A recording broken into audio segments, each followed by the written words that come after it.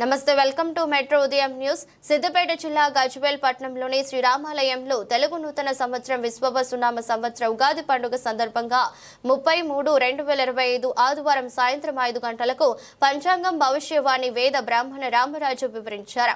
పట్టణంలోని వివిధ రంగాల్లోని ప్రముఖులు, యువకులు, విద్యార్థులు పాల్గొన్నారు.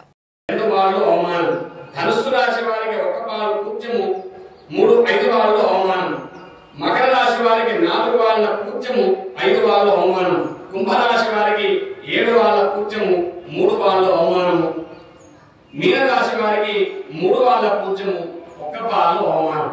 ఈ రకంగా ఈ సంవత్సరము మనకున్నటువంటి ఖగోళ శాస్త్రరీత్యా తెలుపుకున్నటువంటి దేశం యొక్క, ప్రపంచం యొక్క, భూమండలం యొక్క అనేకమైనటువంటి విషయాలను అంచనాగా కట్టి ఇందులో తీసుకున్నారు. ఇందులో ముఖ్యంగా ఈ సంవత్సరం మనమంతా ఆనందించాల్సిన విషయం ఏంటి అంటే, భారతీయ కళలకు, భారతీయ వైద్య రంగానికి, కవి పండితులకు విశేషంగా ప్రపంచ ఖ్యాతి వస్తున్నది ఒక అంశం. తర్వాత ఆధ్యాత్మిక రంగంలో ప్రపంచ దృష్టి ఆకర్షింపబడుతున్నది రెండవది.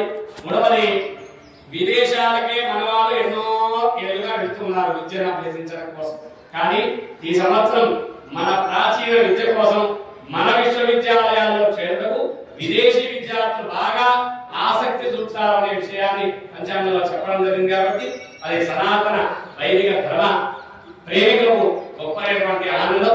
ఇటువంటి ప్రక్రియలు రావడం వల్ల ఆ పరమాత్మ పైన సరైనటువంటి నమ్మకము, గుర్తింపు, ప్రేమ హెచ్చుబాటులో పెరిగి తద్వారా భూమండలం అంతా కూడా సుభిక్ష క్షేమారోగ్యాలతో ముందుగాక.